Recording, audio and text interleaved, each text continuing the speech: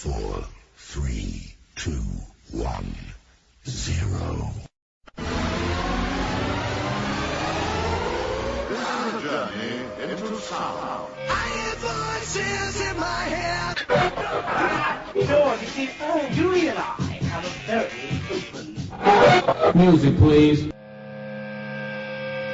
I hear voices in my head. They counsel me, they understand, they talk to me.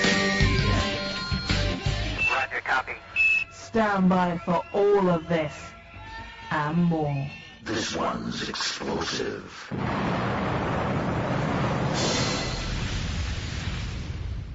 No, what's up, paranormal comrades? We're hitting you up once again. Broadcasting, podcasting, satire, toothcasting. Not for the weak, but for the strong. Welcome to yet another Talk Supernatural episode. You're listening live. Come on into our chat room and check out our new website, tsrradio.net. You can chat with us during this broadcast. And tonight, we have a great show for you. This is the third installment of our 5 October Halloween series. That's 3 out of 5, baby. Not only are we going to be discussing the infamous, the creepy, the dark and mysterious Aleister Crowley, but tonight, you don't get just 2 hosts, not 3, but 4. 4 podcast hosts. I love your guy. What is that? What's his name? That's the Count. The Count. That's cool. We have Justin and Eric from... Paratruth Radio. Justin and Eric rock the mic every Sunday night at 8 p.m. Eastern on paratruthradio.com. We had an episode with them back, I think it was in July maybe? I can't remember. But we had some technical difficulties and we weren't able to hear them real well, so we pulled it. But tonight, they're helping us out and they brought their A game. Yeah, A-game, yeah. They sort of have to if they want to tango with and in the ring with us. Yeah. Okay, so let's bring in Justin and Eric. Welcome, you guys. Hey, hello. What's going on? Thanks for helping us out tonight. No problem. So, how are you guys doing this week?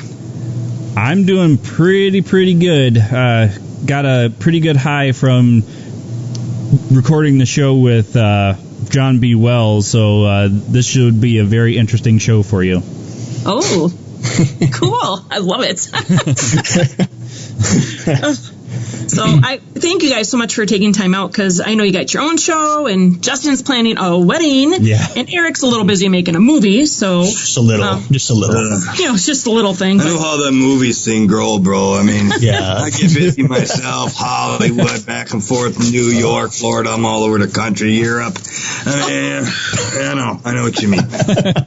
With your personality, you would be able to do it. I guarantee it, Scott. Yeah. I think we're sort of limited to comedy sports right now. So do you guys want to, before we start, do you want to tell our listeners a little bit about Paratruth Radio? Absolutely. Justin, take it away. Paratruth Radio, it's been going for a little over a year now.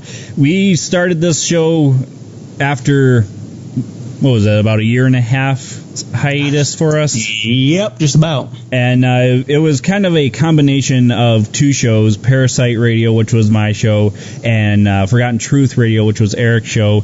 We started out with Night Stalker's Paranormal Radio way back when on Blog Talk Radio, went to ParaX, split, and he started Forgotten Truth, I started Parasite, and we're on 2 separate networks. And after a while, Eric decided to leave ParaX for personal reasons. I left the one network I was on and started doing Parasite by myself for a little bit. But doing that gets a little expensive, so I stopped doing it as well. Not to mention my listener base was 2 listeners, which was my family. So Paratruth Radio was born, and it's been a heck of a ride so far. I mean, the truth is, the only reason he quit Parasite Radio is because I wasn't around anymore, and he was just very depressed and lonely, and he knew he couldn't go on anymore without me. So, well, all I got from you was Eric's random fact of the day, man. I know, it was a teaser. I'm sorry. Yeah. So I see. Justin's more of the parasite. Right. Yeah. I like to suck off of people. Oh. Yeah. Well, be careful. Careful. Well, I think you guys got an awesome show. So that's actually how we met, because I really liked your show and I commented and took it from there. I thought we met when I gave them the autograph when they were out there in the Philippines. You mean when we gave you the autograph, Scott? Right. Absolutely. So much for the true side of their station. Well, tonight I thought, then, since it's October and people like to be scared, we got to talk about creepy things. October. What? You okay? Yeah, I'm good. It's just, I don't know. It's like. What'd you do that for? Because you sound like you have an asthma attack. I have an asthma attack. What are you doing? Go here. It's like a tick with him, isn't it? He just has to do it. He does. I got to. It flows, man. I think if we take all the little things that Scott says, we can make a little mix CD and make music out of it, and it would be awesome. That would be so funny to do for Christmas. Little Christmas gift. I got Scott's Scott's CD. greatest hits. I hate to see the people who buy it, though. Yeah, I guess. Well, we're having so much fun, and then here we're going to start talking about Aleister Crowley. Yeah. Oh, God. Oh. All right. And I want to tell our listeners that towards the end of the show, too, a little bit about your show, Eric, your movie, because then, maybe people might want to donate to that rockin' flick. Oh, right. Yeah. But so as far as tonight, Aleister Crowley. Oh, God. The true evil in the flesh. What's darker than that during Halloween, I guess, right? Absolutely. He is the epitome of evil.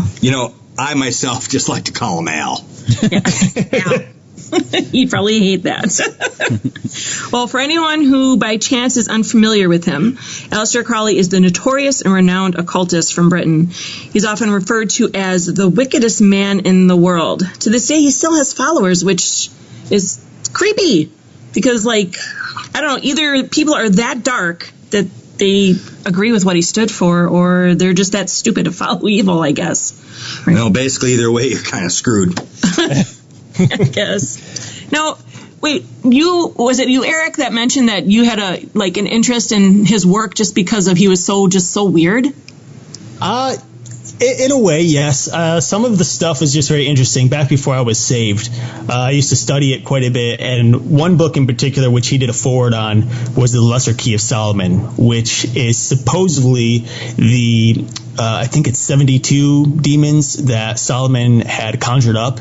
And it not only tells you of the names of these demons and what they're associated with, but it gives you the magical incantations to actually do the ritual yourself and how to protect yourself and so on and so forth. Oh, sounds like a good time. Yeah, it's fun. It sounds fun. Nothing if you ever need any help with anything, you just conjure up some nice little evil spirit and, have them wash your car or something. Exactly. You do what you got to do, bro. Well, a little synopsis about him. He's nearly a historical figure. I mean, that's how I see it, because he seems to inspire the counterculture movement in the 60s. I mean, he's just nutcase. But he's well known in the paranormal and the New Age circuits for molding a cult-like religion from his bizarre spiritual beliefs and his dark practices. Ugh, he's so creepy. Ew. Yeah. But basically, what I see it as, he took old school ritualistic beliefs and formed them with what I would believe is dark principalities into a contemporary form. I mean, I think spirits were leading him. That's how I view it, at least. What's your take on him, you guys? Oh, well, other than his real name, which I thought was kind of funny, Edward Alexander Crowley, and if you went up to him, in hell and was like, "Hi, Eddie," you never know what would happen. But something I've thought about often. Eddie. It strikes me as he was a very fundamental character for not just these evil things that he did, but he was very profound person as far as what he did. He was a mountaineer. He was a poet. Not necessarily the best poet. I hear his stuff was rather comical and lewd, but if you look at the guy, you just see a really creepy character, and then to hear the name and associate the two, And if you don't know what he did, I do recommend you guys just researching the name, because you don't want to get into stuff that he was doing, because he does have several books out there, as well as people that were associated with him, which, oddly enough, I found fascinating that Scientology was one of the things that was inspired by him. Mm-hmm. Yeah, isn't that crazy? Yeah. And I know that, oh God, I always forget. What's the guy's name who started the Scientology? What's his name? John Travolta. Oh, that's Tom Cruise. John Travolta, exactly. So him and John Travolta used to hang out. Yeah. And isn't it Hubbard? Something Hubbard? L. Ron Hubbard, yeah. Yeah. Well, he was saying that he knew Aleister Crowley, and Aleister Crowley was saying, no, you never knew him, and they had this little tiff going on or something. And then they got to know each other after that happened. But then it sounded like to me like Hubbard was following his works and was sort of like into his stuff. Want to be Al's friend? You mean Edward? Eddie's friend, yeah, Eddie's friend. Like Cousin Eddie from Vacation, crazy Cousin Eddie. Oh yeah. You tomato paste, huh, Eddie? I love that. I've been studying Aleister Crowley because way back when I was involved with the occult, I didn't even want to mess with his works. So that's I think a deeper level of dark. Yeah. Just because he was nuts. Well, he went out of his way to seek, pursue, and find evil. Yeah. At every level possible, and mastered it. What do you think he was just evil, or do you think he was crazy, or maybe demonically influenced, or? I don't know, maybe you said some bad soup or something. Yeah. Maybe all three. Yeah. Well, if you look at pictures when he was younger, I mean, he could at least play it off that he was maybe like this deep, introspective kind of person, which he was. And he just hid his stuff only for a short time. And then it progressed into like being like this crazy, I'm going to go bald, look psycho kind of guy. Bald dude. His name's still well known, and among anyone in the occult thing, they're going to either love him or they're going to hate him. But you don't find too many people you could love to hate him. You could. Good. And his last name was Crowley, but he wanted to be called Crowley, so it sounded like holy. Oh, what's up with that? So you guys calling him Eddie and Al, probably just ticking him off right now. I'd say he's been over his grave, but since he's cremated, that would. Well, yeah, that'd be a little bit of an issue. That'd be a little messy. Well, people tend to forget that he was born in 1875. Like a lot of people, I mean, even when you got younger people involved with the occult, they think he's like active, like he's alive. Right. He's from the 80s or something. It's like, no, 1875. Only good things came from the 80s, Heidi. You know that. I do. I came from the 80s. See? See, proof right there. See, Eric Truth right there. I noticed Eric got kind of quiet. Yeah. I can't lie about that one. Well, I was born in the 70s, but I lived in the 80s, baby. I was born in the 60s, baby, and I'm still living and rocking it. For people who don't know what you look like, they're probably envisioning this, like, do-rag on you and you're on this bike. Yeah. Well, I probably wouldn't have the bike in the house, Heidi. Well, not right now. I mean, in general. And by bike, we mean the bicycle, because he never could afford a real bike, probably. I mean. Well, for Eric, it's probably the tricycle. Hey. Not. I like the big wheel, good sir. The big wheel. Oh, I loved the big wheel. Yeah, I had one and the handle broke. And I still drove it around. And then the other handle broke. And I still rode it around. I had to hold onto the hub in the middle. You never told me that story. I feel like I don't even know you. I know. Oh. Eric will give me his when he's done. Still break it again. Yeah. Anyways, gosh. Nothing like getting off subject. Good going, Eric. Rabbit trailing, as we like to call it. Eric's like, it's not my fault. Ask Justin, whose fault is it? It's Eric's.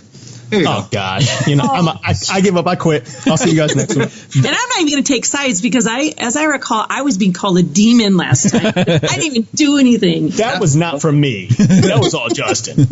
Oh, great. Yeah. All right, but let's get back to Al. So, Al. Eddie Al. Ed. So, another thing that's interesting. Edel. Mix it to Edel. Are you going to... Just do your thing. I can't do my thing when you're like in your I don't know what In you're... a deeper thought? Sorry. Oh, calling him Edel is not a deep thought. It's, whatever. Well, he was raised by more or less Christian parents, but he was torturing and killing animals at 12. And when he was 23, he joined the Order of the Golden Dawn, which is a group that's focused on spiritual growth through occult practices and magic. And then in the 1900s, he socialized with a lot of the British elite, which You don't say. You don't say. But that's where you sort of get into the whole, aristocrats and royalty and stuff, the Illuminati. The aristocrats were like them little cats or whatever. That's a kid's cartoon, Scott. Oh. We're big kids now. Okay. Sorry. Well, do you guys know about the whole Aleister Crowley Illuminati thing? I don't know about the Illuminati, but I do know that he was linked to the Nazis and the first German regime and that sort of thing. Mm-hmm. Probably a good chance that it was bad. He was linked to it. Well, yeah.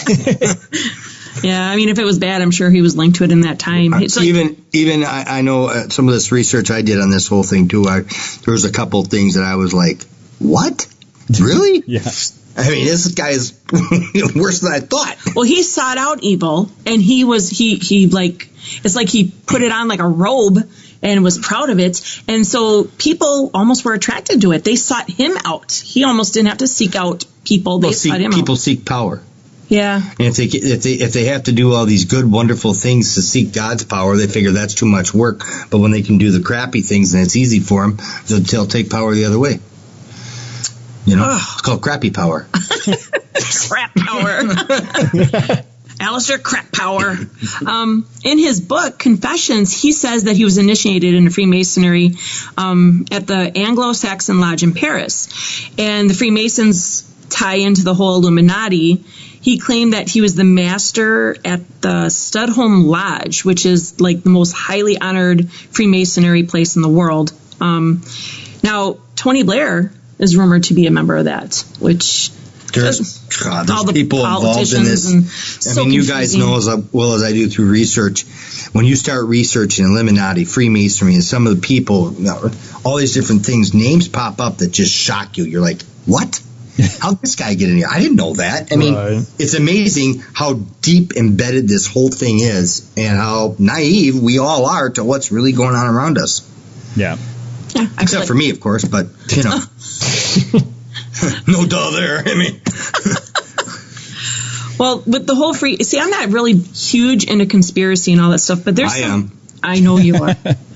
But there's just some neat, interesting things, but we can get into the whole Illuminati thing a little bit. But now his book, because he wrote a lot, he had a lot of writings, Right. In his book Magic, he says that the devil is the serpent Satan. He is life and love. He is light, and his zodiac image is Capricornus, the leading goat, the head, the Godhead. I'm thinking, what is that? And you guys being believers too, you're like... Well, we all know goats lead the world. Well, not only that, I mean, he was originally an angel of light. How does he have a zodiac sign? I don't know. Well, because you realize that he's the lead goat, and lead goats are always mad. That is so terrible. Oh my God, that's probably the worst one yet. I thought that was great. I don't know if I can continue. I need a minute. Oh my God, that's terrible. I mean, it was right there. Leading goat head, the Godhead, because they're mad. It's so simple. I think we're probably gonna be stalked by Crawlites, like the little people. Crawlites? Yeah, that's what they call them. The little Crowley people. They call them the Crawlites. Oh, look out! There comes a Crawlite now. Get the red can. Anybody who hears this episode, they're going to be like praying against us and doing their little ceremonial rituals. Oh gosh. Oh man. Oh goodness. Well, Eric's been through that before. I think you'll be okay. Yeah. Have you? You've had people pray against you in shows and stuff? Oh yeah. Actually, it was the show that I did about Aleister Crowley. No. Yeah, and I was doing just this, talking about Aleister, and basically I was talking about how he's a Satanist and practiced a lot of black magic and so on and so forth. And so some of the pagans that I spoke to at the time, they were getting a little argumentative with me, and they're like, well, he's not evil, he never did black magic, he was a good guy, he's not a Satanist, so on and so forth, blah blah blah. I'm like, okay, look, I'm not here to say necessarily he was or isn't, I'm just giving you the facts. This is what I found to be true. And so the one guy got a little upset, and he's like, you want black magic, I'll show you black magic. And of course some of the other pagans had to step in, like, no, don't do that, that's not cool, you're giving us a bad rep, and so on and so forth. And I was just like, well, what are you going to do? I mean, luckily, luckily our God says that any curse that is directed towards us will be reversed on them. So it's like, you're protected. It has no effect on me whatsoever. But some people, they just believe Aleister to be this hero. And actually, a lot of the research that I've done over the years, and in particular the last few weeks leading up to the show, a lot of the information tells us that, or speaks of him as being a hero. Yeah. He's someone to look up to, someone that we should consider as, one of the higher ups when it comes to just the men in society that we should look up to. And it's just like, I don't know why or how or where it comes from, but when you look at the information, it's pretty obvious that this guy was not a hero by any means. No, definitely not. But Eric, you could look up to him. You'd have to throw the ashes in the air, though. Oh. I'm going to have nightmares tonight. I'm going to have nightmares. There's going to be a dead goat on my lawn. I can see it now. That reminds me of a song. The whole thing is, you give Satan a bad name. He already has a bad name. I mean, he himself recognized he was evil, admitted he was evil. The things he practiced and wrote about that he actually did with some of the things he performed, why would anybody defend the fact that he's evil when he's saying, I am evil, I am rotten and terrible? But he was saying more or less that to you it's evil, but it really isn't. So it's almost like he's trying to warp right from wrong. Yeah, you should always kill your neighbor and watch him drip dry. Yeah. It's the righteous thing to do, dude. When you proclaim that you are the great beast 666, there's no denying what that means. I mean, right. Yeah. Oh, and not to mention, he started a magical sex occult and ended up giving himself the name Baphomet, which we know, is an image used by the Satanic Temple. So it's right there that obviously he was a Satanist. Yeah, I don't know why anybody would want to defend fact, like you said. And it's just so weird. It's such a mishmash in the New Age and spiritual realm and occult and everything, because you've got sort of like Christianity. There's supposed to be one Christian belief, one Lord, one faith, one baptism, and then you've got thousands upon thousands of sects of Christianity. And it's the same thing with New Age stuff now in the occult. It's like you've got all these people who believed in Aleister Crowley's work and they follow it. But then you've got people who deny that God existed, and the devil, whereas Aleister Crowley was like, no, he does exist.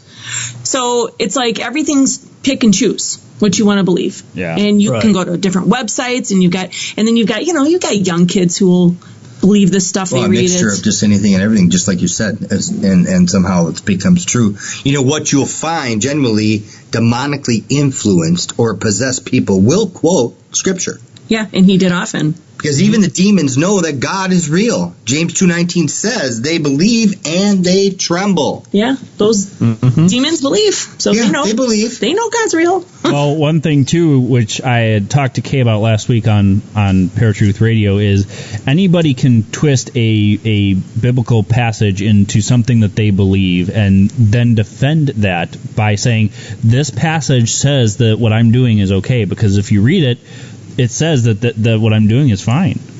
Yeah. Yeah. It's totally true. Yeah. And I think a lot of, Christians in general, a lot of different, sects of religion, their fault is that they don't take the entirety of the passage or the entirety of the chapter or where the history of that chapter came from and what they're talking about. Oh, perfect example would be that one where most people say, all you got to do is resist the devil and he'll flee. No, the first step, it says to submit yourselves to God. Yeah. Then resist the devil and the devil must flee. See, they say the devil must flee. I believe in God. No. You have to submit. And you start looking up this word submit and find all the definitions of submit and what God wants from you. Then you'll have the power to be able to stand free and clear, and the devil is going to resist you because God's on you. Right. You wear baptism. You wear the Holy Ghost. It is you. Yeah, and I think that's where, in, like I said, Christianity is just parallel to the occult. People will pick and choose what they want, and, they make it, and I don't know, that's why it's all messed up, I think.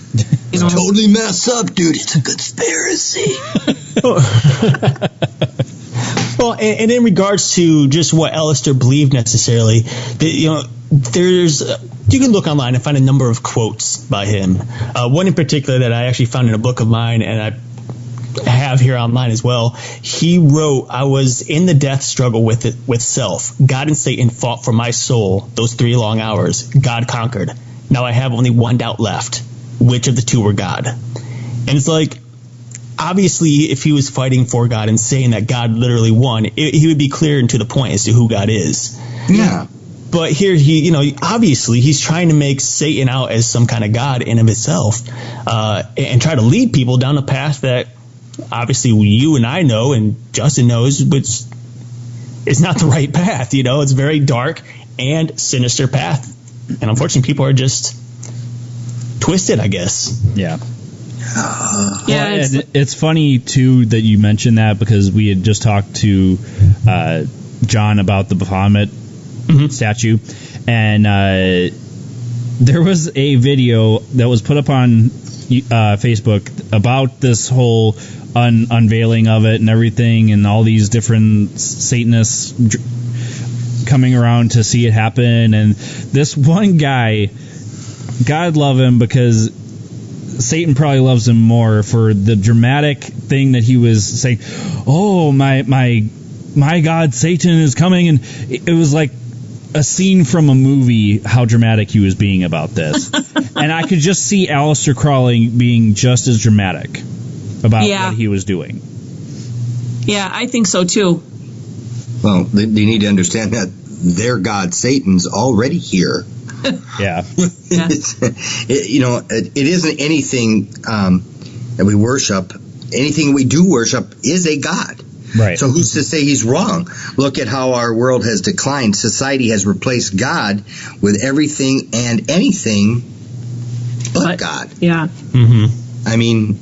So when you stand back from God, that leaves plenty of room for evil to come in, and Aleister Crowley will, and it's just, when you said he was dramatic, it made me think of, he was so, with the whole Freemasonry thing, he thought so highly of himself, and he was like the Kim Kardashian of the occult. He was just so, me. And, he did not like the lower class Freemasonry, where you've got, when we were doing I think we were doing a lecture once on Freemasonry, and we got some information from somebody who was part of a temple, and it was secret that they gave me this information, and they sent it over to me on PowerPoint, and by coincidence, our entire electricity just on our little block went out, and my computer crashed. Wow. And this was, and it was sort of funny, because I was telling a friend of mine on the phone that afternoon, and I said, I'm doing this and this and this. And he goes, do you see an unmarked van in front of your house? And he laughed. He was making a joke, but there was an unmarked van in front of my house for 6-7 hours. And I was just assuming it was cable. I didn't know. And so you've got a lot of Freemasonries who have no clue that the end result, as they stay in this, is evil. And so they're trying to do good works, and it's all political to them. And that's what Aleister Crowley hated, was that they were being used as this political tool, and he called them too refined and too polite. So he actually hated the Masons. He was all about the top-notch dogs, Yeah. So that was his thing. But it was just a stepping stone for him. He just wanted to get his hands in every aspect, I think, of evil possible. And then the whole thing, like you guys mentioned, about him changing his name so that it would try and match 666, not sex. Well, sex is intertwined with Aleister as well. That's true, so it fits. A lot. Well, you guys know the verse in Revelation 13 that says, Here's wisdom, let him that hath understanding count the number of the beast, for it is the number of a man, and his number is 666. So Al Crowley was able to derive the value of 666 from his own name in English, Greek, Hebrew, and Kabbalah. I don't think he got that intelligence on his own either. I think he was demonically led. Just, he was fed a little bit. He was a good tool for. Do you guys believe that he was demonically influenced, or do you believe he was just an evil guy? Well, I think regardless if someone's going to be evil in any way, it's going to be demonically influenced. I know that man in general is fallen, but when you're doing stuff like Aleister Crowley has done, there's obviously something or someone leading them to do just that, So, yeah, I think based on some of this 666 stuff and everything, I think he was led by demons or by Satan himself even, who knows. Yeah, I agree. Like, if you're starting to do evil things, something's going to come up to bring you further down. So, yeah.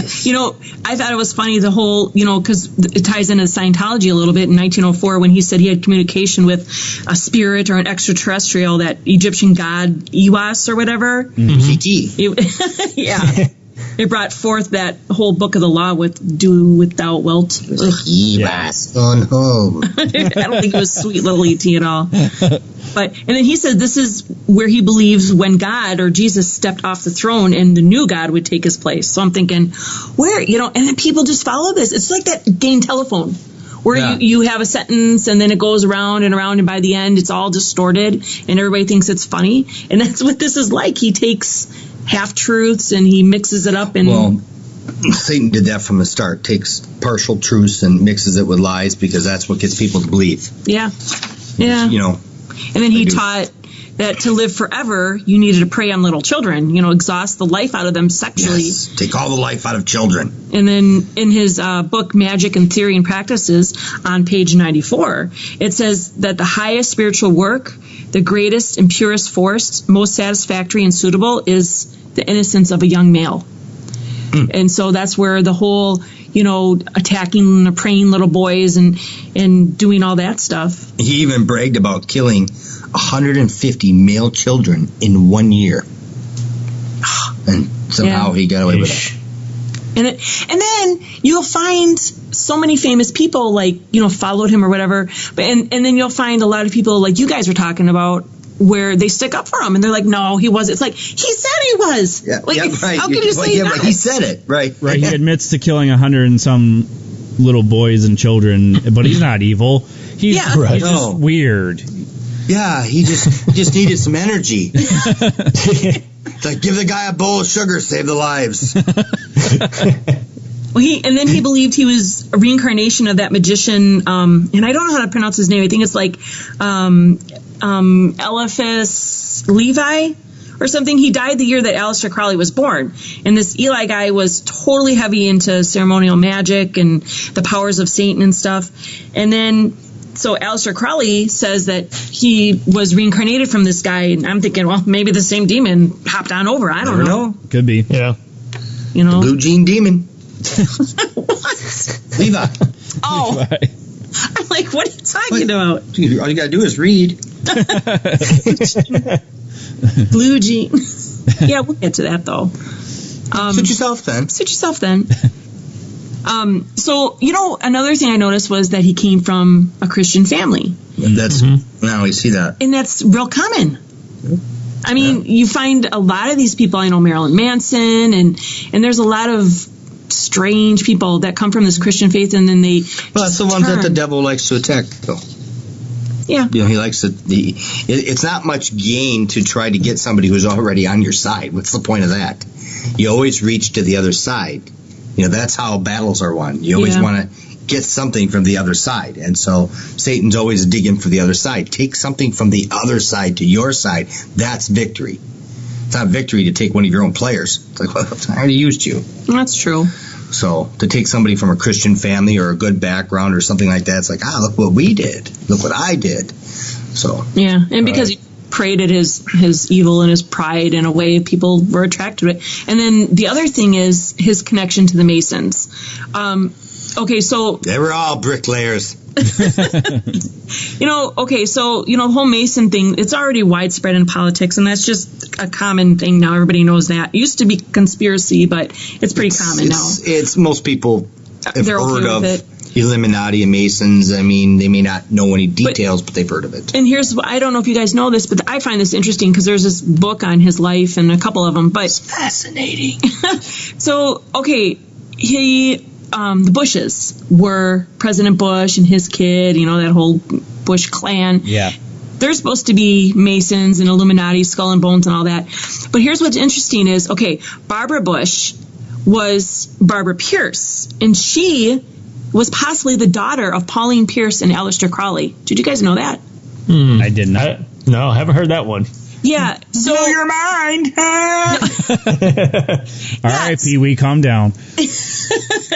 So the story goes is when Aleister Crowley was here in the States, and he was transforming into this whole occult thing, and he underwent this ceremonial thing where he took in every drug and every sexual lust thing going on in a matter of like 48 hours, and that's all he did. So this happened over... Good to have goals. It happened within a 48-hour period or something like that. But within this month, he was friends with a couple of, I guess, politicians or whatever. So he was friends with this one guy, and then his wife, and his wife had a friend who was Pauline Pierce, and she left her husband, and I don't know if it was like she left him, or if she just was going on vacation to see her friend. Hell. And she was with Aleister Crowley and her friend and her friend's husband for this time of his transformation, and they all stayed in the same area, like I don't know if it was a mansion or house or what they lived in, but so she was with him for like about a month and a half, and then she went back to her husband, and 8 months later she has Barbara Pierce, who we know now as Barbara Bush.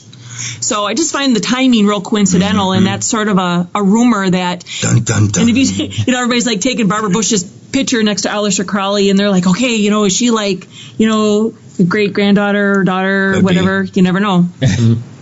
So I mean, it's not a 100% type thing, but there's some Coincidence, Right. evidence, and then these people become world leaders. Never know. yeah. And if I get in a serious car accident within the next month, we all know the truth. Well, Now, one how thing. about we talk about being one of Al's women? This is not real beneficial. His How's first that? wife, she died in a mental asylum. His second went insane. 5 mistresses committed suicide. Well, I would too if I knew that guy. And most of his known mistresses ended up homeless, alcoholics, drug addicts, or in mental institutions. So, being one of Al's chicks, not a good idea. Well, considering what he would do to them, according to a book that was written by Rosemary Ellen Gooley and had a foreword by John Zaffis, who is a very well-respected demonologist in the paranormal community. In this book, the Encyclopedia of Demons and Demonology, there's a 5-page spread on Aleister Crowley, and Rosemary goes on to mention how he had actually filed down his teeth at one point and would mark all of his women by biting their leg and leaving scars on them, so that they would always know that they belong to him. And so some. No. No. Run, Heidi, run! I'm cutting the mic. Yeah, I mean, and that's just what we know. You know what I'm saying? Right. Oh, gosh. I think, yeah, and I remember I did hear that. That's nuts. Ugh. And then he had a huge influence on music, too. Like, I was shocked at the whole, when it first came about, now it's just well known, but the Sgt. Pepper's Lonely Heart Clubs Band album, where he's on that. And I'm thinking, why would they, the sweet Beatles, Oh, no. No. Beatles were in all kinds of junk. Well, John Lennon had an interview with Playboy magazine, and he said, they asked him about it, and he's like, well, the whole Beatle idea was just to do what you want, right? Take your own responsibility. And he was paraphrasing, do what thou wilt. And then Ringo Starr was talking about Aleister Crowley, and he says, well, we put him on the album because it's people we like and we admire. And then, like you guys were saying, Paul McCartney said that these are our heroes. And then if you look on, there's a famous picture of all four of them. It's not on an album, it's just a famous picture. And like John Lennon's doing the devil goat sign thing with his hand or whatever that is. Mm-hmm. And Paul McCartney looks like he's doing the OK sign.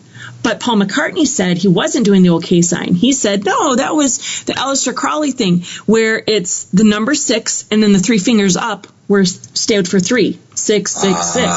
Mm-hmm. So, I mean, there's just all these little hidden things, and that's why it's the occult. It's secret and it's hidden, and you got to dig to. And I'm sure you guys do your research on all your stuff, too, so you know when you start researching stuff, you just learn so much, as long as it's valid, obviously. It gets deeper, my friends, much, much deeper. It doesn't get any deeper than you, Scott. That's true. And then there's Jimmy Page from Led Zeppelin. He was a devout Satanist. He bought Aleister Crowley's house. One of his houses, it was on the Loch Ness thing. You know, the whole Loch Ness Monster thing? Yeah. That's like, I've seen the Loch Ness Monster. You did? Yeah. On TV? No. Lake Michigan. No, you did not. Yeah, I seen it. You did not see it on Lake Michigan? How do you know? You weren't with me. Because there's no Loch Ness Monster. Oh, and you were there. You seen it. Anyways. You don't know nothing. So this house that Jimmy Page bought, that used to be Aleister Crowley's house, Aleister Crowley bought it because he was so impressed with the land because it was once a church that burned with the congregation inside. And Aleister was like, hey! That sounds great! Them are real human ashes. I want a building there. Wow, really? And then Stairway to Heaven had the lyrics May Queen in it. And that's a poem by Aleister Crowley. Probably, like you said, not a good one because his work was so crazy. Like some of it was, I don't know, like Dr. Seuss on crack. And then the other stuff was so deep I didn't get it. So, yeah, I don't know. He was nuts. Did you guys ever read any of his work or no? I wasn't going to even try. Yeah. Don't bring this up to Eric. See, Eric's way too young. You don't even know who these people are. Oh, goodness. I kind of wish I didn't know who you were. Yeah, I'm married to him. It's too late for me. So I figure if you can't beat him, join him. And then, okay, so Robert Plant said that automatic writing led them to write many songs on the Led Zeppelin 3 album, including Stairway to Heaven, and then the whole tie into Aleister Crowley. I'm like, well, that's all demonically, they all sort of work together. And then it's inscribed on the vinyl of the album, Do What Thou Wilt. So, it's just all these little things that, we wouldn't know, like Ozzy Osbourne. Oh, Sharon! Sharon! Give me my drugs!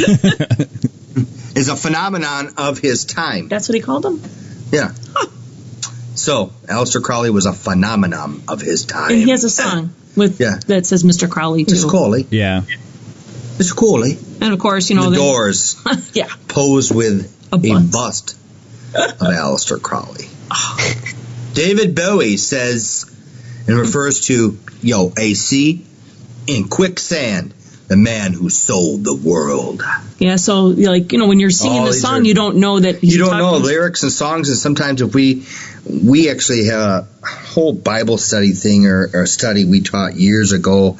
You go into the whole rock and roll and different people, and some of these the interviews with the people who write the songs are the ones that's interesting, not necessarily the music. Right. The rightest. And some of these people that obviously the ones that are doing the best in the music career or have done the best seem to be the deepest into this. Yeah. Mm-hmm. Well, look at John Travolta and Tom Cruise, right? What? No, I was a little shocked and a little upset that Daryl Hall said he was fascinated with Aleister Crowley from Hall & Oates. Hall & Oates is a group from the 80s, Eric. I don't even know who Hall & Oates is, so. See, we're 40s. Justin, I know you know, but I was a little concerned about He was Eric. born in the 80s, so he wasn't yeah, but he was old enough to still hear the Who's older from you two? Who's the older one? I am. Justin's older. I told you that. I said I Eric. know, but you guys aren't that far apart in age, right? No. 5 years? Yeah, That's a lot, bro. I was born in 86. Just think about this. All right, now think about this a minute. Oh, Lord. Justin, when you were born, or when you were 5 years old and Eric was born, you were 5 times older than him. That's a lot, bro. Yeah, it is. All right. If you were 100 and somebody was 5 times older than you, they'd be 500. Duh. So think about it. I guess. But yeah, you are deep, Scott. It's Very deep. what people learn. So deep, I need to get the boots on. I have a permanent pair. Maybe that's why I wear boots all the time. And then, so Daryl Hall, he says he's fascinated with them. He owns a signed copy of Crowley's The Book of Thoth or something. Aleister Crowley's got so many books. Good to have books. And then Sting spent many hours studying Aleister Crowley's writings. The Police's Ghost in the Machine, when you turn their album upside down, the digits are 666. Yeah. Coincidence. Yeah. It's just little things. And then in 1930, Aleister Crowley worked with a friend to fake his own death. Did you guys hear about that one? No, didn't hear that one. He made a suicide note with these occult symbols, and he left it on this high rock, implying that he had jumped his own death. So his friend started saying that he saw Aleister Crowley's ghost the next day, and newspapers were like, awesome. They started running with the story. But then weeks later, he shows up at his own exhibit, so, it was fake. He just thought it was funny, and hey, let's just see what happens. See, I could see him doing that, trying to imitate Jesus Christ's resurrection. Oh, good point. Mm-hmm. Yeah, because, and the devil is a copycat himself. So if Aleister Crowley was trying to mimic or mock all that too, yeah. Oh, that is so good. It's deep. Really deep. I knew there was a reason we had to have you guys on. Yeah. I was going to say, you need a different perspective. Yeah, perspective. Well, definitely, because otherwise Scott and I just get on, and we'd rabbit trail, and who knows? What's this rabbit trail thing? Little poop turds. What? You rabbit trail. Why are you referring to me as poop turd? Not you. Sometimes our conversation. What conversation? Not me. You're the one talking about in the past about banana and chocolate and freezing and chocolate and banana. That wasn't this episode, though. It was a few episodes ago. I remember it. You guys remember that? Yes. It's like everybody's like, and what? It totally made sense. I think I touched a lot of lives that day. Yeah. Sugar addicts, maybe. Well, I have a question for you guys, what you think, because me and Scott have talked about this a lot. So let's say you've got these people who buy these Aleister Crowley books and whatnot, and they start reading them and stuff, and they're into them. Do you think that alone, them reading these books, not necessarily practicing anything, but obviously reading them every night and getting into it, do you think that could conjure up some demonic spirits, or that maybe the same spirits that were leading Aleister Crowley? Fascinating. Interesting. Yeah, I always wondered that, because the only reason I ask is because I used to read a particular book by this famous psychic, and when I did, a lot of, I guess I hate to use this term, psychic powers, all of a sudden I knew all this stuff that I didn't know the day before. I just was able to do all these things.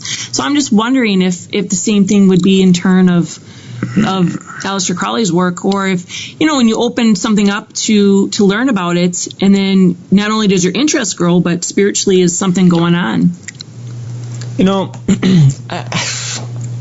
All right, a few years back, I probably would have said for sure. I think that would definitely be the case, because when I started reading that Lesser Key of Solomon, that's when a lot of my the attacks happened to me with the demonic oppression and affliction. Mm-hmm. And it wasn't until I started reading that stuff that it all began. However, I think it could go one of two ways. One, I think you really have to have it depends on your mental state. Why are you reading this book?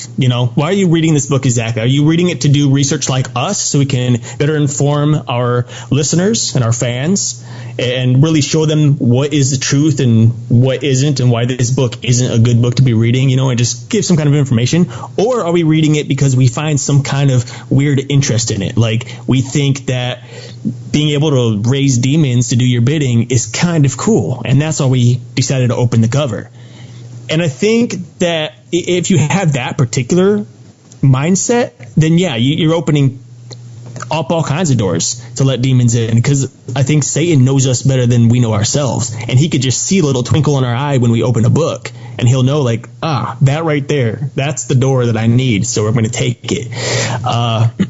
On the other hand, I think that there's always demons around us. They're always watching us. Yep. And if we are reading a particular book, they may try to influence our mind one way or the other to maybe think about, trying out some of these things that we're reading. What we're reading this, so why don't you go ahead and maybe just say something to nobody right now? Just, are there any spirits in the room?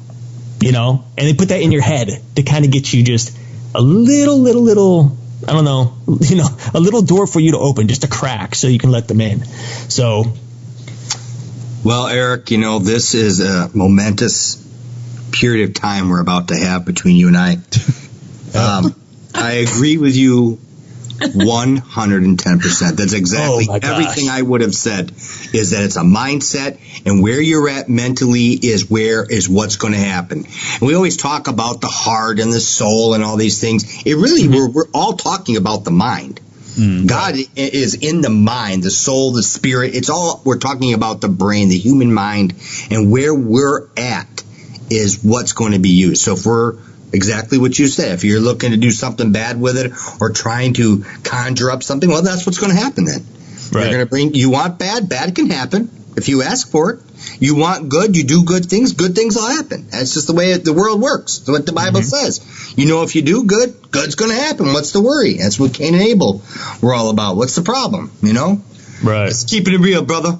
I'm feeling your blood. You know what I'm saying? Do you agree, Justin? I'm afraid to ask you to disagree.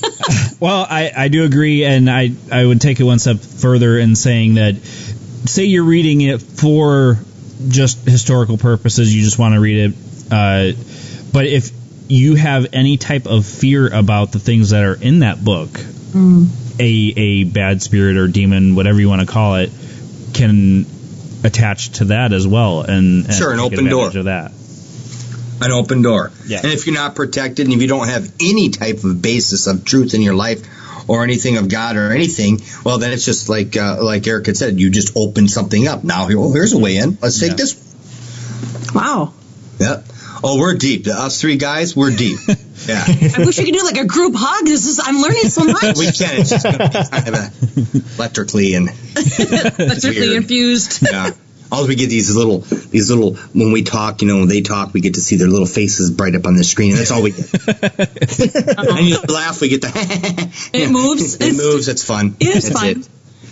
Well, no, it's neat. It's cool to be able to talk to you guys about this, because we're all sort of on the same level, but, we have different ideas. We cover 4 decades, brother. That's true. Yeah. That's cool. We do. Aw, I love it. See, and we can talk about Aleister Crowley and we can laugh. Yeah. That's right, man. AC. If you can't laugh about it, then what's the point? What is the point? Well, it's not that the topic's funny, but I mean, in some cases it is. I mean, some of the things this guy believed in, and what they think, it's like, are you kidding me? Really? Right. Come on. Yeah, but that's what the devil does, though. He puts ideas in your mind and leads you into wanting more, doing more, and you can just get... Because sometimes Aleister Crowley came off as really intelligent, and he was charismatic, and then other times he was, like, crazy, but it didn't matter. People still liked this guy. I mean, we're all fairly intelligent. None of us are patting ourselves on the back here, but there are people that are a little more simple-minded, and if they hear a little something that excites them or sounds like a little truth or sounds like a little power, they're like, well, that must be the thing I want or the thing I need, and they go that way. That's how occults and all these things are formed, and people join these groups because they hear of somebody of what they feel is intelligence, because they have nothing to compare to. Right. Yeah, but there's a difference between spiritual growth and desiring evil, I think. Well, some of them, when it's first introduced, though, for a lot of these people, it's not introduced as evil, no more than it was with Satan was in the garden with Eden. It's like, you can't eat or touch, because you don't want to be like God. So he tried to turn the whole thing around on God, like, oh, God doesn't want you to have the knowledge. That's what's going on. So he didn't make it appear as evil, but that's what it turned out to be, because they disobeyed God. So it's all just turned around, make it sound like, flowers and butterflies. Yeah, well, that's like when you think of white magic versus dark magic or black magic. Throughout history, we see, especially when you think about the Salem witch trials, we think of black magic being used, and that's why this all really began.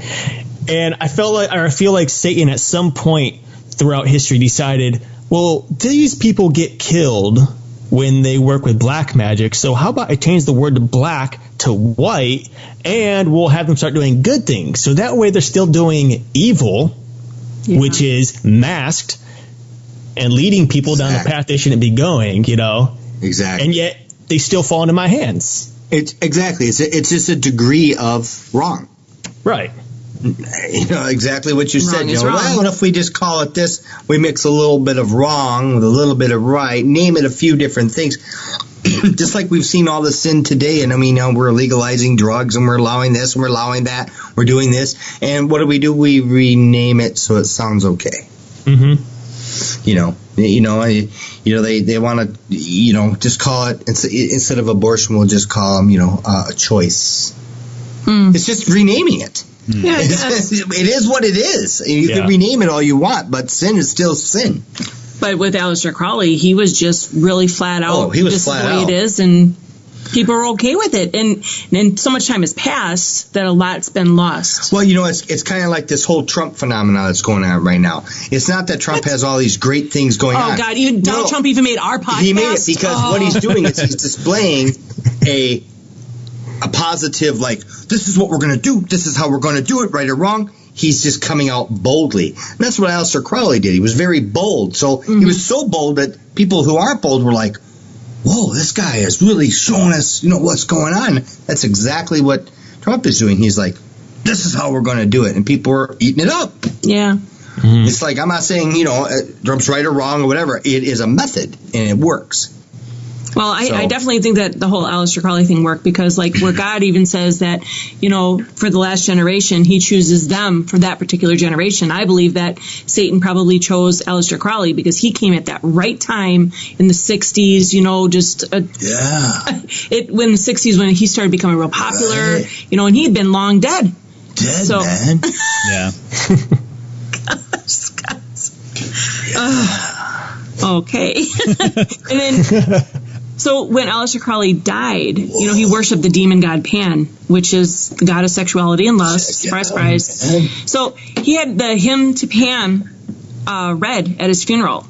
And the last words were, I rave, and I rape, and I rip, and I rend, everlasting world without end.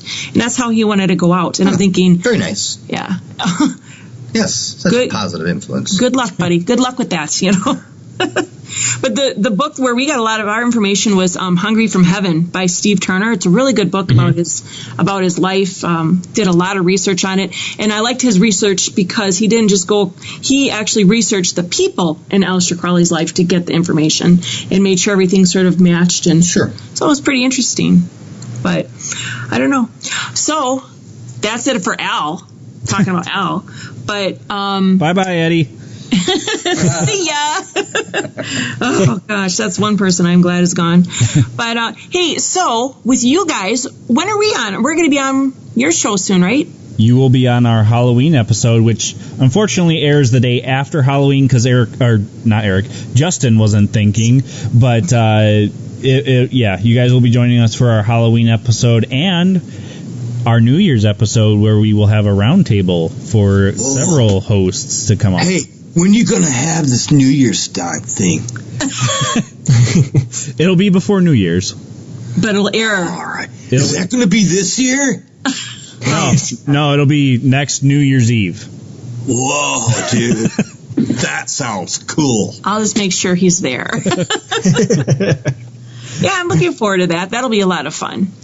Yeah, and it's just an idea that I came up with because we always do a Christmas, Halloween, New Year's episode, but we can only say so much about the same thing over and over again. Why not do something fun with people that are of similar interest? You mean cool? Basically. and then you'll have us say the same things over and over again. Well, at least it's fresh. It's a fresh voice, at least, saying it. Yeah. Could you imagine all of us really around a real table, though, talking? And my gosh. It would be like hours and hours. That would be so fun. Well, if you come to the wedding, it might happen. I'm telling you, I think we will. Okay, so hey, Justin, why don't you tell everybody how to get to Paratruth Radio, and then after, Eric, I'd love for you to tell them a little bit about your project, and maybe people could donate. Cha-ching. You did that thing again. Yeah. What is that noise? That's we don't have any horses in here. Okay. Go ahead, Justin. All right. Well, the easiest way to get a hold of us is go to paratruthradio.com. You can go to the live chat there, especially while we're on air. Or I just want to add. What's that? I love being on chat. That's fun. Yeah. And you can also go to the contact page and just fill out the little form there that'll send us an email. Or you can email us at paratruthradio@gmail.com. Or you can go on to Twitter, Facebook, LinkedIn, Instagram. We are all over the place, guys. Whoa. That's a lot of horse. Yeah, I know. That's awesome. Yeah. All right, Eric. Go nuts. Your project is so cool. I want people to hear about it because I donated. So. Well, I know for a lot of my listeners, or our listeners, Justin, that might be tuning in tonight. I've been gone from Paratruth Radio for about 3 weeks, I think, maybe. I think 3 weeks, roughly. On there, yeah. And I've been working on the core production of my film, The Revealed. And we actually just finished core production about 2 weeks ago. And now I'm in the post-production phase, which is all the editing and color correction. It's probably the longest and most tedious of phases just because of all the small details that you have to get perfect if you want to really bring the film together and make it, special in some way. But to tell you a little bit about the story and what it's all about, The Revealed is about a young New York Times bestselling author named Abigail Franklin. Now, ever since she was a little girl, she wondered whether human beings were alone in the universe. And as any child, her imagination ran wild. So growing up, she would often have dreams of an unknown entity visiting her, even though there was no proof of such claims. This question and the events led her to start writing books on extraterrestrial life, but it wasn't until she was in her mid-20s and deep into her career that she re-witnessed the horrific events of her childhood. Unsure of what precautions to take, she turns to her old friend Sammy Toll, who tells her that what he believes she's witnessing is something much more sinister than a couple of dreams. And in fact, he believes that she's had an encounter with an evil race of spiritual beings from another dimension. What? Yeah. So this is a story that I actually originally wrote, or starting to write, as a full-length feature film, probably around 90 minutes or so. And it got to a point where just the information I was coming up with and the ideas weren't flowing, and it was just a lot of filler to make a 90-minute long film. So I decided to just turn it into a short film, something that's just quick, to the point. You get the gist of who these people are, and you get the idea of what she's going through. And so here we are, a couple of weeks out of the core production and into post-production. And I've narrowed what I had was about 59 and a half minutes of footage that I was going to use. I had a lot more than that. I had probably around, 70 plus hours of footage. And I narrowed it down to an hour. And then from that, over the past 2 weeks, I've cut it down to around 10 minutes. 10 minutes, 31 seconds to be exact. I'm a woman. I could never do that. Wow. It sounds crazy, and it sounds almost impossible to take an hour worth of footage and condense it to 10 minutes. But when you start piecing these, it's like a puzzle. Because you don't always shoot a film in order. Like, we might shoot scene 1 on day 1, and then day 2, I'll shoot scene 10. Day 3 will be scene 20, et cetera, et cetera. And it'll be in all these jumbles and pieces at the end, and you got to move around and piece them together and so on and so forth. And so I started cutting out shots and cutting out certain dialogue and this and that just, in the end, seemed like it was just a run-on. It was too much filler. It would have pushed people away. They would have lost interest. And so coming down to it, I'm at 10 minutes and 31 seconds right now. It'll probably get just a little bit shorter once I fine tune it. And then I move into all the music, getting all the sound effects, all the music set up. I'm going to be working with a film scorer. I'm going to be meeting with them probably not until after the new year, but I'll be talking with them, getting their input, getting their ideas. They'll be able to contribute to the film and really just bring everything together.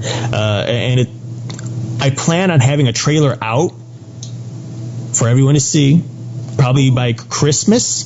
This Christmas coming up, December 25th, and then the actual film will be fully completed around May 8th. And from there, I jet off into the film festival circuit and start putting it into the Cleveland Film Festival, the Lynchburg Film Festival, and start hopefully taking it to different areas around the country, probably New York, California, North Carolina.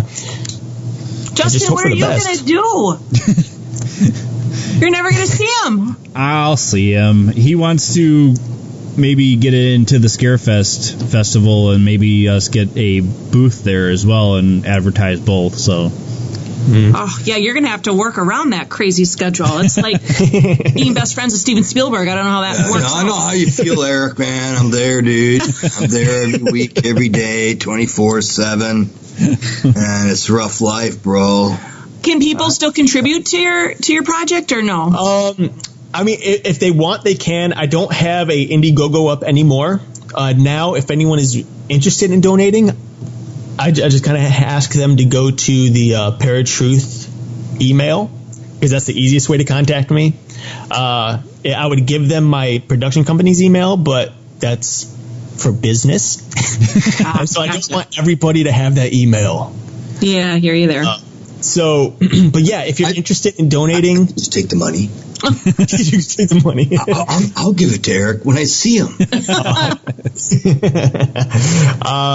But yeah, I'm still, I've got about a few $100s left, and I'm probably going to need more than that because I still have to pay my film scorer who's going to do all the music for me and the sound effects. I still need to pay the guy who's going to do some of the special effects for me. I'm still going to have to pay for the film festival circuits, because you do have to pay to get into those, and those range anywhere from as small as $25 upwards of $300 just to get into one of those. Wow. Yeah, so, and I think it's like $25 to submit it, and that's not even guaranteeing you that you get in. That's just like, hey, here's $25 and my film, please consider me. And that's it. But, that's the problem with film. Everything costs money. You don't think it does, but it costs money, and it costs a lot of money. So yeah, I'm definitely still taking in funds. If anyone's interested in donating, you could just email us, or email me specifically if you'd like, at paratruthradio@gmail.com. And just say, this is for Eric's film, or this is for the Revealed, and we'll know what you're talking about, and I can get in contact with you and we could discuss it via email. And yeah, so I'll have an account set up and we'll go that route. Awesome. And then we'll put a trailer up on our website when you have that up too, if that would be okay with you. Well, I tell you, I want to do something now. I'm not a person of just talk. I tell you what, I'm serious, guys. Now this is big stuff right here. I want to give 25% of today's proceeds towards Eric. That's great, since we're not funded. Oh, could be a problem. But it's a nice gesture, though, Scott. It's a nice gesture. Yeah. Well, what Scott doesn't know is I put money in a pot every time, so you guys are going to get money then. Yeah, well. Well, if anybody needs to get a hold of us, we have a new website, which I mentioned before, which is tsradio.com. So they can go on there and... TS Radio. It's just up and running, so you don't have everything on there yet, but you can listen to our shows and chat while we're live. Soon we're going to have merchandise. It's so hard to talk when he's singing in my ear. And, of course, we have our SWAT website, which is up for spiritual help and resources, which is EPH612SWAT.com. And as always, you can follow us on Twitter at TSR Parapod. You can like us on Facebook, where we put up links and info and episodes, and we'll have Justin and Eric's and Paratruth Radio's information up there too. And of course, Gmail, G+, all that fun stuff. You can follow us on Spreaker. You'll get notifications when we broadcast live. You can follow us on Spreaker, so I always recommend that. But I want to thank you guys very, very much for helping us out and joining in on the convo about Al. It's always good to talk about Al. You graced us with your PTR cool. Thank you. Thank you for having us on. Yeah, absolutely. Well, that's it. Well, I guess we're until out. next time, brother, just remember, you may have only listened to this episode.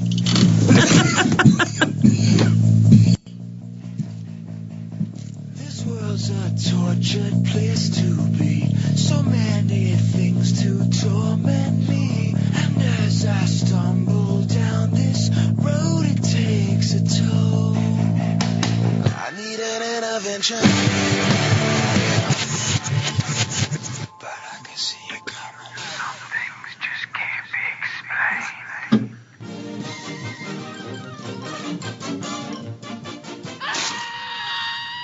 And that's all, folks.